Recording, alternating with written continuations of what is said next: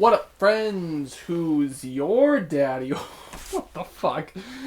Today we're going to be reviewing St. Vincent's newest album, Daddy's Home. This is the sixth album from American singer-songwriter St. Vincent, also known as Annie Clark. Annie's got quite the discography behind her, treading some interesting combinations of indie pop, baroque pop, and even some art rock here and there. While her last album, Mass Seduction, was fine, I do agree with many others in thinking that it just didn't wow me as much as it probably should have. However, this album is a whole new deal. She's reinvented herself once again, and thanks to some very interesting combinations of lounge pop and psychedelic soul, especially thanks to production by Jack Antonoff, this record is not one to be missed. With Pay Your Way in Pain, the psychedelic influences start the record off strong with some off-kilter vocal patterns and bass lines like something you'd find off of a Superorganism record.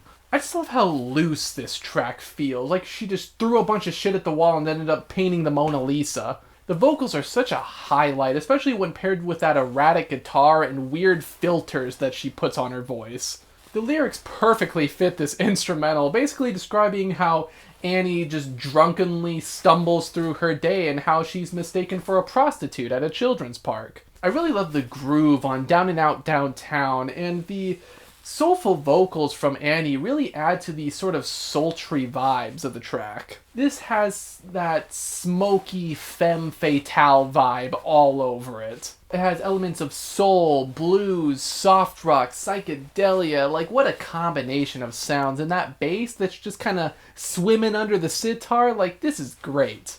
The haze of coming home after a wild and free night is just embodied by all of these elements. For some reason, the title track, Daddy's Home, reminds me so much of Timber Timbre's Sincerely Future Pollution. This is true for actually quite a few songs on this record, and I think it's mostly due to that weird synth and the very simplistic drum kit that's on a lot of these tracks. Luckily, I love that album too, and those sounds really fit this nonchalant and almost like sort of cynical nature of her visiting her dad after he just got out of prison.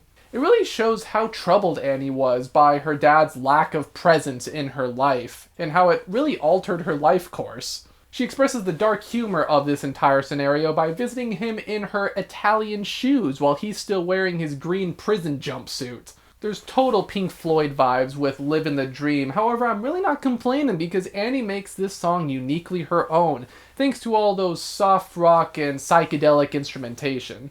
The groggy nature of the song overall has a strange sense of beauty to it when the strings hit, and I just love the progression of the song overall.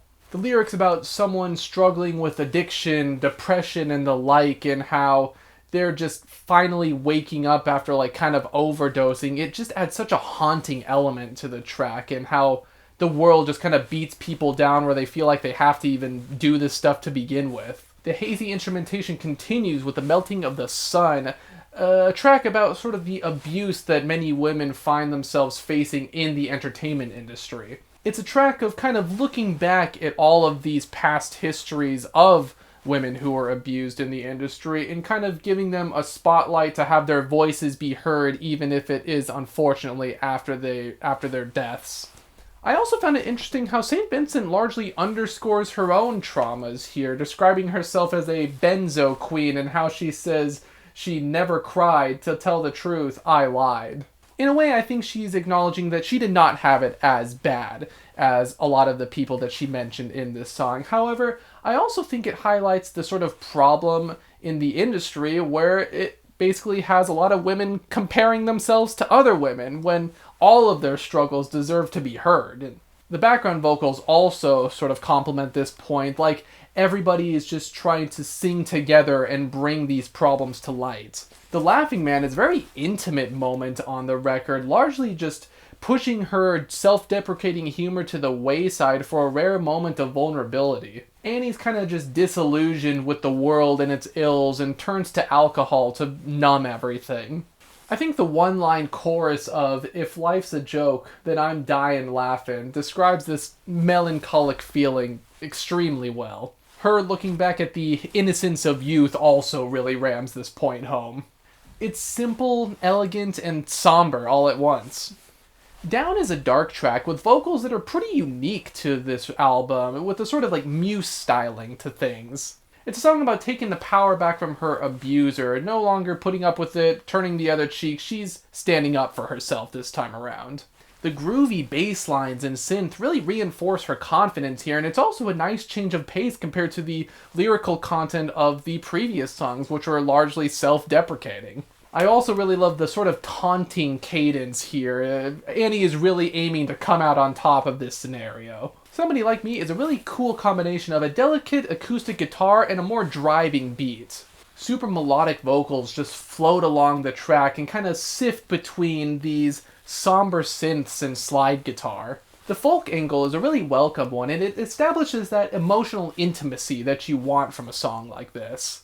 This is especially true because in the track, she's essentially contemplating how much freedom should be sacrificed for the sake of love, marriage, you name it. Also really wondering if it's all even worth it in the end. My Baby Wants a Baby is a pretty interesting one, describing her fear of having children and how having children would essentially override her career and how that's all people will think of her for instead of her skills as a musician. The playful nature of the horns and the general bounce of the beat really convey the sort of humorous way that Annie's asking if her kid would even like her to begin with. It really is an anthem to freedom and how nobody is obligated to have kids, and I feel like the refrain really hammers that point home by saying how they won't throw no roses on my grave, they'll just look at me and say, "Where's your baby?" There's some interesting folky singer-songwriter vibes on At the Holiday Party, describing masking your pain behind drugs, alcohol, and going to parties. I don't hate this track, although at this point in the record, I do find it kind of repetitive from a lyrical and instrumental standpoint. The lyrics are still pretty amusing, describing Annie's Gucci purse as a pharmacy, and the outro has some soulful touches to it, but it's just kind of there for me. Candy Darling is a low-key end to the record, and it's a pretty fine track. I just wish it was longer, honestly. The bluesy instrumentation and references to Candy Darling have an interesting vibe to them, and they kind of match St. Vincent's own mindset pretty well, but it's just not fleshed out enough for my liking. It just sort of ends after I thought it was really getting good, and coming after the previous song, I feel like we needed something a bit more impactful to end the last leg of the record. All those minor grievances aside though, like, what a fucking album, man.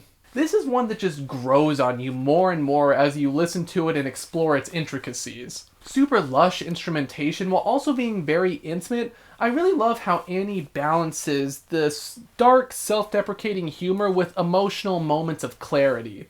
The interludes that I didn't talk about were unnecessary, and the album ends on a bit too soft of a note for my liking. However, these are really minor complaints, and I can't even really think of anything else I disliked on the record.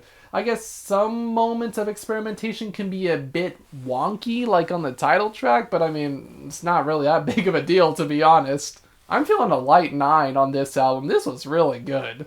Of course, we do have to talk about the album cover on the show, and this is a pretty good album. It definitely captures that sort of singer-songwriter, 70s folk essence pretty well. A really good color combination here. I kind of think I would have picked a different picture of her. I think it does describe the album nicely. However, the picture for some reason isn't giving me those 70s vibes. But honestly, other than that, pretty good album cover. Really conveys the messages and the themes of the album, and it's pretty good. Of course, those were just my thoughts on the new St. Vincent project. What did you guys think? Did you also agree that this was kind of a return to form after Mass Seduction, or were you liking those stylings more? Let me know. Be sure to like, comment, subscribe, ring the bell so you can be present in my life. And until the next one, farewell.